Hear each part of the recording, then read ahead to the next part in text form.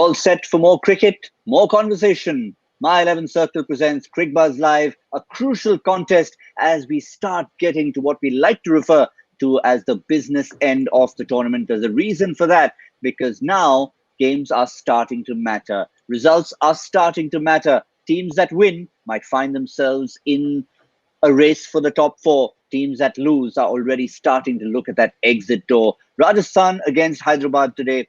It's a big one. Joining me, Lisa Sthalekar and Harsha Bhogle. Harsha, in and out of the grounds. You were there pretty much yesterday. Is the urgency of the business end starting to creep into the teams? I don't know. I was only at the ground briefly yesterday. Not for too long. I wouldn't know too much. We got back earlier than we'd ever got back. But I must tell you, it's the first day I'm on with Lisa today, and I'm a little intimidated. She's the only person I know who has bullied Ian Bishop in a commentary box. So, and she would have come. If you want, can you just lift up that little tablet of yours? Lisa, can you lift up the tablet? I'll tell you why I'm intimidated, because that has every ball that went everywhere to every corner of the ground since 2016. She's like that. She's like that person who comes having done revision twice to the exam, and we'll have come thinking, three questions we'll leave in choice or something. She's like that. No, that's not true. You can just remember everything. See, that's the issue. You remember everything from 5 years ago, match 15. Whereas I'm like, I've just got to keep scrolling through. There's a difference. We create illusions, Lisa. We create illusions. But you're absolutely right in that intro, Gautam. It's time now. I mean, people will now start to get a little worried. The back is just starting to nudge the wall, and they're starting to think, what if? I only hope they don't take the field thinking, what if? I get the feeling CSK is already taking the field thinking, what if? But today, I think it's a little more important for SRH than for RR, because they want to get into that group and lift themselves off the bottom. So we'll have to, I'm very keen to see how they go. That's the reason. Yes, right at the bottom, even though they're not quite in a position Punjab were a few days ago when they were at 2 and looking like that gap had opened up. 3 victories back to back. They look as if they're back in the mix. But Chennai are firmly at the bottom, but not that firmly. They're on 6 points. So 4 games for them can still take them up there. But as Harsha mentioned, it's just the mindset. But today we are focusing on 5 and 6. On 6 and 7, Rajasthan and Hyderabad. So a win would go a long way for either of these sides. Lisa, before I come to you, quick reminder that it's not win, toss, and bat first for a change today. It's win, toss, and field first from David Warner, the first captain who actually decided to bat first in this tournament, Lisa. Yeah, I'm actually surprised that they're doing that. And maybe they feel, obviously, the fact that they've lost Bhuvaneshwar Kumar, their bowling isn't as strong anymore. So maybe knowing what the target is, they can actually be flexible with their batting order. I mean, Kane Williamson, the injury, but also David Warner went down to number 4. So I'll be interested to see what their order is. I think it will be flexible based on whatever the score is that they're chasing. But we've got to remember that Hyderabad still have 1 game up their sleeve compared to Rajasthan. So whilst you want to start winning and you need to start winning now, they do have a slight little cushion, and also their net run rate is in the positive, whereas for Rajasthan it's negative. So I'm sure when we finish the league stage that there's going to be a few teams on the same point, and net run rate will be crucial. And Harsha, yesterday we talked about the schedules of the teams and who has some of the bigger teams to play towards the end of the tournament. And by bigger, we are purely talking on performance this season. A Mumbai, a Delhi, who have been performing well in form. And if you've got 2 of those coming in your last 3 games and Bangalore to add to that, then you know, as you can have a look at this, Delhi, Bangalore, Mumbai for Hyderabad to finish with not the ideal finish. No, but they've got to tell themselves what Punjab have done. Punjab, I think, in a sense, have been the inspiration for everybody else. And people can look at Punjab and say, you know what, Punjab only beat the big guns, right? So why can't we beat the big guns? And why can't we find ourselves in the mix? And if a couple of teams start thinking, and I'm sure they're thinking like that. If we are thinking like that, they're thinking even further. But if they start to show those kind of results, then the back 10 days of this tournament will start to become really exciting. But today, for example, if Hyderabad lose today, then the best they can do is 14. But the best they can do is 14 up against, as you said, 3 really good teams. Then you're starting to think that maybe they're seeing the back of the bus as it's just leaving them. Yeah, I mean, Harsha, you talked about a short game yesterday. The equivalent of that was the length of Mark Nicholas's toss today. Very short, very brief. But the first brief question he asked David Warner, you could see the body language. He was asking him, chasing is not quite your thing, is it? He said, we've got one game to sort it out. Yes. And that's... Yeah. Go on, Lisa. I was just going to say that's the way you've got to look at it. History is in the past. You can't change it, but you can change the future. And the mindset that this Hyderabad side will come into this match is, we've got nothing to lose. You know, we've been a side that hasn't played to our best. We've got to go hard. So the fact that they still want to do something that hasn't been working for them, obviously they have a plan in mind, and they just feel that they haven't been able to execute it. Yeah, we had a little chat between the three of us, trying to preempt, because we obviously had heard Kane Williamson may not take the field, as to who might come in his place. We're going to show you the playing 11s in a minute, but just to remind all of you, there's no Kane Williamson. So if you've picked him in your My 11 Circle team, now is the time to get him straight out and put in either Mohammad Nabi or Jason Holder. You take your pick. You'll find out who it is in a moment.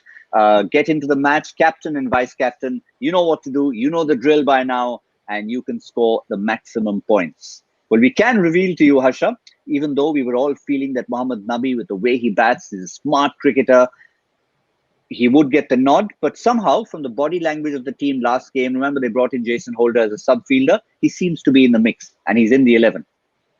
They've substituted one dignified captain with another dignified captain. But I don't know where Holder will bat. What's interesting is they had Priyam Garg, I think, last time up. But you were at the CPL, weren't you, Gautam? And Holder was batting at 4. So I just wonder whether they're looking at Holder as almost a top order batsman here. And if Holder can indeed be the top order batsman, then maybe Warner can go back up the order. Because if you look at last year's tournament, there was Johnny Bairstow, of course, but among the most destructive openers in the tournament were Joss Butler and David Warner. And this year, both are sort of midway through, both are starting to bat down. I think if I'm the opposition and I don't see Warner coming out to bat, I'm thinking, that's not bad, because Warner might have, not quite been at his best, but he's still David Warner. He's still probably the best, along with Chris Gayle, probably the best opening batsman over the years in the history of the tournament. So if he can come in and dominate from the start, then you're thinking good. So I just wonder if Holder's been brought in for that reason, because otherwise they've got to find someone else to open, right? Are they going to ask Priyam Garg to open the batting? I don't know. Well, I think, the consensus is it's probably going to be David Warner, despite all we've seen with the strike rates. Jason Holder will bat high up. He's someone who wants to do that, and he does assert himself. He's very polite, as Harsha said, very soft-spoken. But if you ask him about where he'd like to bat, he'll say 4. He'll pick you up by the collar, wherever you are down there, and say, 4 for me, please, thank you very much. I remember Jeffrey Dujon saying, Jason Holder is the only fast bowler I know who gets onto the ground in the middle for a warm-up with a bat in his hand. It's true. And he's very technically correct, isn't he? That's why you can certainly see that he's got the ability to bat high. But I just want to give you numbers, because I know you guys love your numbers. Holder in T20 internationals has only scored 111 runs at a strike rate of 132. Whereas Mohammad Nabi, over 1,300 runs at a strike rate of 145. So I guess you're starting to look at maybe current form, the balance of the side, and that's why they've still gone Holder. But whereas probably all of us were thinking, surely it's got to be Nabi. Sure, he doesn't need to bowl overs. You pick him sometimes just as a batter. Harsha, the tab came out. Resurgence. Yeah, quick one. And this great resurgence of Jason Holder as a bowler. His bowling average of sort of 15, 16 or whatever has all been in Test cricket. I think he bowls a lovely length in Test match cricket. He's got that lovely natural shape away, but that's all in Test cricket. I don't know if he's got the pace to be a significant force in white ball cricket. Also, today they've left out a fast bowler, so he's going to be one of 3. So it'll be interesting to see where he bowls today as well. They still don't have Khalil Ahmed, so interesting to see where he bowls for a start. But Lisa, we talk about pace, and without getting too technical, how much of the lack of pace can you make up for with his height? Because at the height he comes from, I mean, that is a significant change and a significant deception with where he releases the ball. Yeah, it is a significant height, and he'll get extra bounce from that. But we've got to also remember that these pitches are now at the back end of the tournament, so they're starting to get lower and slower. But he has got that ability for off cutters. He's a clever. I mean, that's why he's captain. He's a clever thinker. So he will, whilst he may not have the pace, he may be able to outthink the batters with the ball in hand. But it'll be a challenge for him. And I'm actually interested to see, you want to see sometimes the best test players. And I reckon he's up there as one of the best test all-rounders at the moment. So you want to see how he goes in the shortest format. And we've seen Kane Williamson where, there were probably question marks before he took over the captaincy and scored a truckload of runs for Hyderabad. That these type of players are able to adapt their game. So fingers crossed for Hyderabad fans that he gets going both with bat and ball. Well, I can tell you they're not the only franchise today, and there are only two playing, who have a quandary in the opening spot.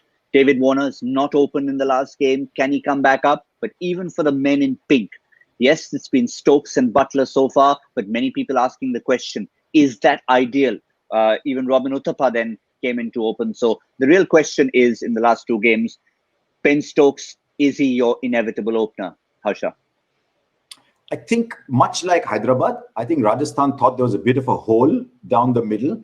And so if they lost Butler early and Samson has just fallen out of form, they suddenly didn't have anyone to control the game. Then you were going straight down to Tewatia and hoping that Tewatia would do it.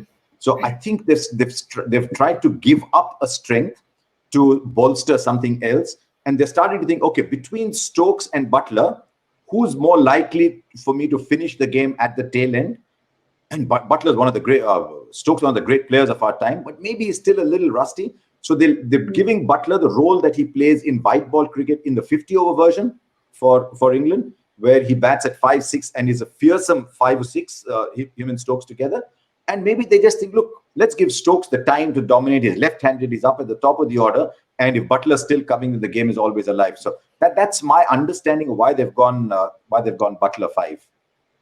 But we've got some numbers in comparison, Lisa, and I think it's... She's got them already, Gautam. She's got them already, don't worry. She's got them already. She has. and we have 3 JBs that we refer to on My 11 Circle Presents Cricbuzz Live. One is Joy Bhattacharya, who's pulls out books from every possible era. But the other 2 JBs who are actually on the field are the ones we want to compare. Jos Buttler, Johnny Bairstow. Both keepers. Now, the real question is, despite the numbers that you're seeing there, have they done justice?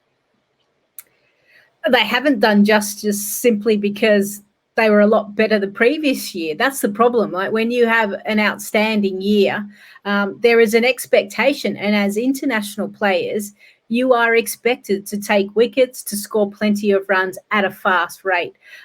So the fact that Johnny Bairstow hasn't clicked, we've seen glimpses of him, whereas Jos Buttler, obviously the last game he was able to pull off the victory and the strike rate, which we've known and loved about him. Both teams will be wanting those guys just to find the form that made them successful in the IPL last edition. So there's a lot of question marks still about them. It just feels like a lot of players, it's like the boats that are outside Harsha's hotel room that he gets to look at the beautiful view. The boats are dragging like an anchor. They're just not being able to go full speed as yet. So they just need to pull up the anchor and off they go. Says the woman who's just off Sydney Harbour. True, but I didn't have a view whilst I was with you guys. You guys had the nice view. I had the city view, which really wasn't a city. It's amazing how deep rooted the hurt can be. It's amazing how deep rooted the hurt can be. Yeah, but Lisa's absolutely right. With people like especially Butler, because Butler's had a couple of good seasons in a row. Bairstow burst on the scene last year. You sort of they come in and you think it's going to be Thrill a Minute from now. And everyone's had to adjust here. They've come out of a bubble as well, and they've had to come straight in here, get into different kind of conditions. These pitches are probably not what they thought they would be. The pitches in Hyderabad last year, for example, are made for Warner and Bairstow to break batting records. So it's not quite like that here. So it's not been easy for them. And then when your side doesn't win too much early on, it's a little unsettled. You're not quite sure where you're coming from. So it's not been easy. But they've got 4 or 5 games. If they get to 400, look, 400 is a good season. 500 is an outstanding season, but 400 is still a good season. And I think they'll still get to 400.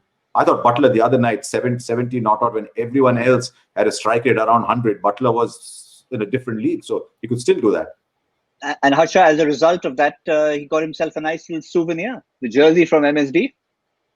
Isn't that cute? I mean, I thought it was lovely that a person of Butler's stature would want to ask MS. I've heard him in an interview once say that, having watched MSD at Chennai, he said, when I'm playing for England, so often I ask myself, what would Dhoni do from here? That's the other great thing about the tournament. There's this osmosis. People learn from each other. And yeah, I mean, I don't see a stage too far when if Butler continues the way he is, that someone will want his jersey. They probably already do. Yeah, they do. I can tell you the first person I personally came across, the first cricketer who came up to me because I was from India and said, can you introduce me to MS? Sorry? No, not my jersey. It's a bit small and tight. Can you introduce me to MS Dhoni and get his jersey and get an autograph? And it was his initial sake, MS Mohammad Shahzad, in 2010 on a beach in Barbados. And he was obviously still sort of getting there. And he said, he's my idol. I just want to meet him once. I said, MS, you're going to be meeting him tomorrow. It's Afghanistan, India tomorrow. You can talk to him at the ground. I'm sure he'll entertain you. I don't have to do the hard work for you. But I love how he just lets it slip, on a beach in Barbados. Yeah. Well, as I was sipping my cocktails. Yeah. Just beach in Barbados. Yeah. Well, okay. But the tournament at the Hilton, there. right? Yeah, I can tell you. Was it at the Hilton? I can imagine it. Oh, it was not. Okay, it was just a public beach on the East Coast. So let's just a public beach, is it? Oh, yes. Oh dear. Oh, they want to come down. All right. It's actually, Harsha, the stretch of beach that you visited when you came to visit us in Barbados in 2010. I remember that.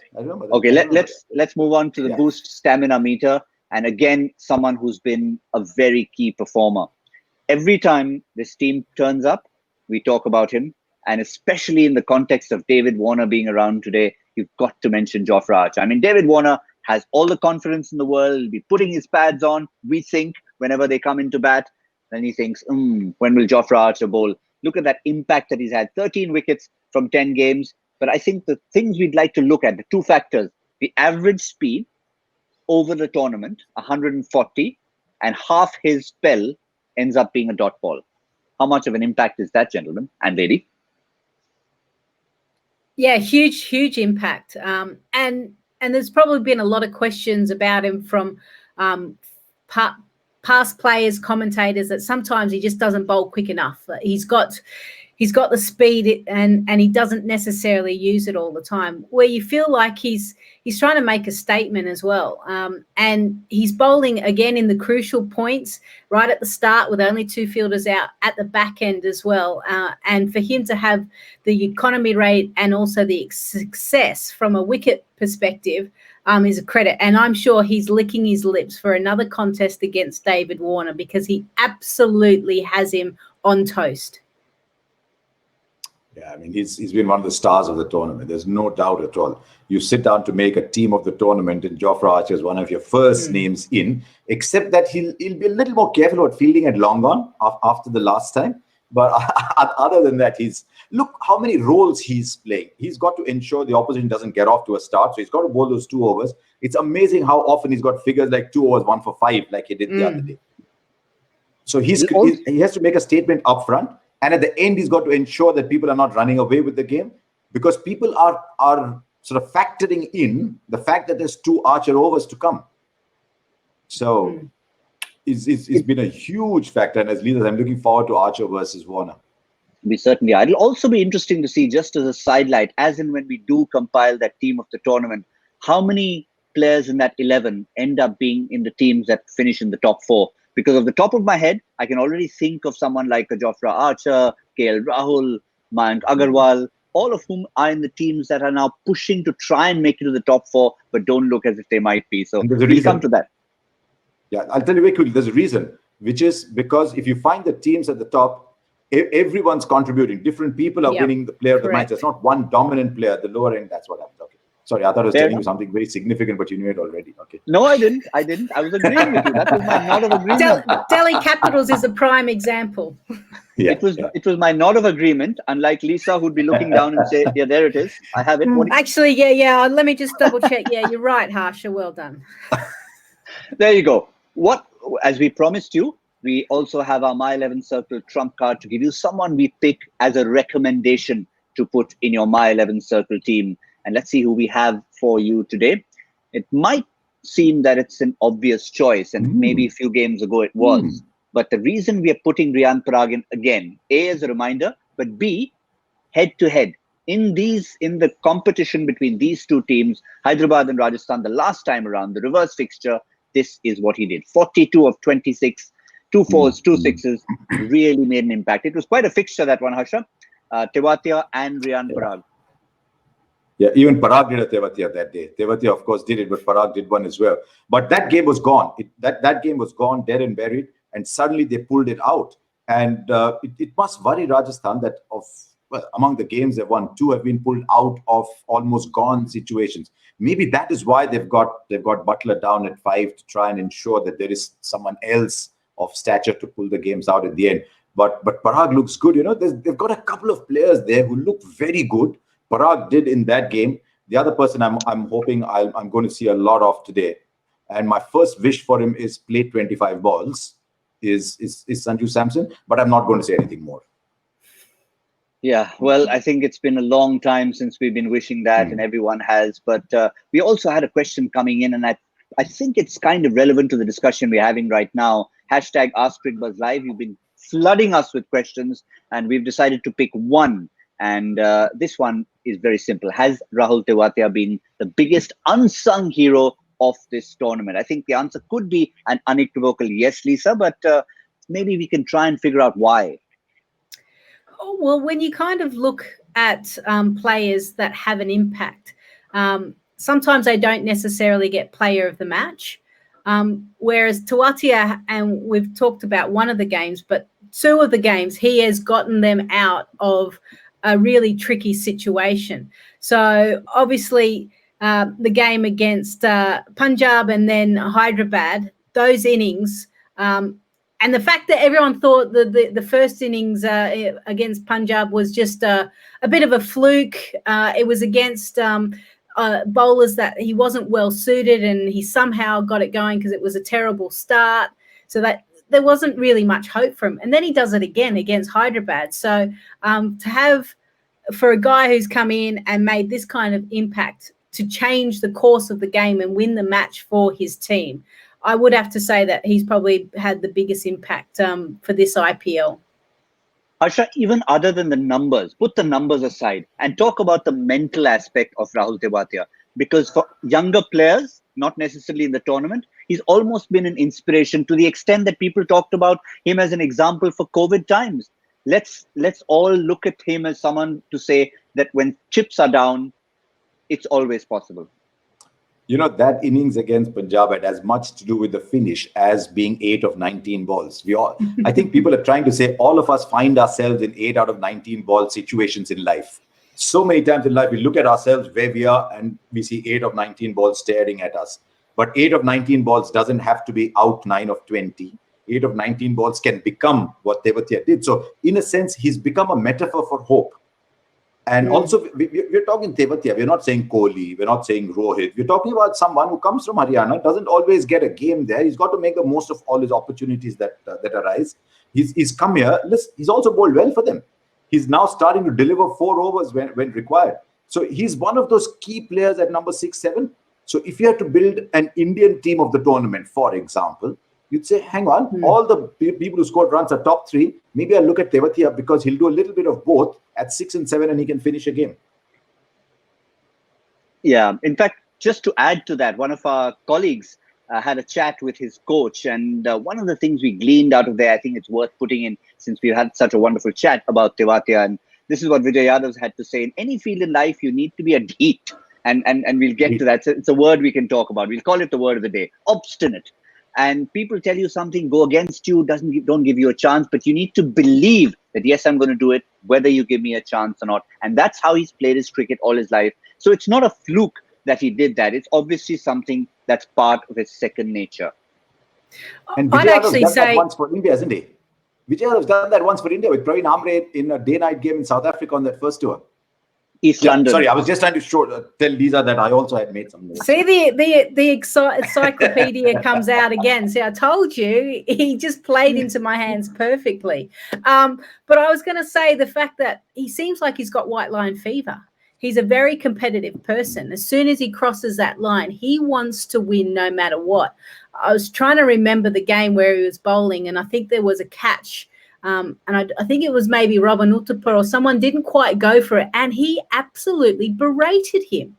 Like, it doesn't matter how old or how senior. He was like, mate, you should have gone for that ball. Like, you should try and catch it. We need to win type thing. So it just gives you an idea of his mindset, and I like it. I like that, to see that it doesn't matter who you are. If you're out there on the field, you're trying to win the game for your team. Right. We've already mentioned 2 JBs on the show, and the other JB will be very upset if he gets left out. So thank you, Besto. Thank you, Butler. Welcome, Bhattacharya. This is time for the joy factor question. And today he's decided to give us a bit of a half volley outside off stump. Who is the only uncapped player to be retained by a franchise in the history of the Indian T20 League? So I think it's going to be a race against time. Fastest finger first. Hashtag Cricbuzz Live. Get your answers in. And maybe you can even get your answer in before we come up with our prediction for the My 11 Circle badge of honor, which they've already come. But Harsha, by the way, 100%. you need to be back on your A game, because I picked up one yesterday, a rare one. So Okay. He did. But this one answer have come already. Yeah, this is Joy saying, you know what, I've been unkind to you. Look, ye lo tum kha lo aaj, you know. But I got one, Harsha. I picked up one of the joy factor questions. I would like to noted as well. Yeah, done. 6 and out. Yeah, 6 and out. It was about the Australian band, and I was like, yes, I know this one. It must have been on page 37, line 4, word 3 of your little electronic notepad. All right, prediction time, Harsha. 20 over score for Rajasthan. Robin Uthappa, Ben Stokes in the middle.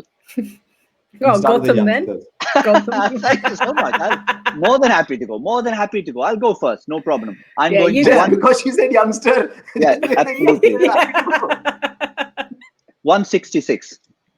162. 168. Oh, is that how close we are? This is going to be fun. Basically, you're stuck. Your range becomes very less now. But yeah, I think it'll be in that range. And I think we're getting good games in that range as well. Yeah. So I think it'll be about there, 168, 170 will be a good score. Yeah, fair enough. 160. That's the smallest range we've had, I can tell you, ever.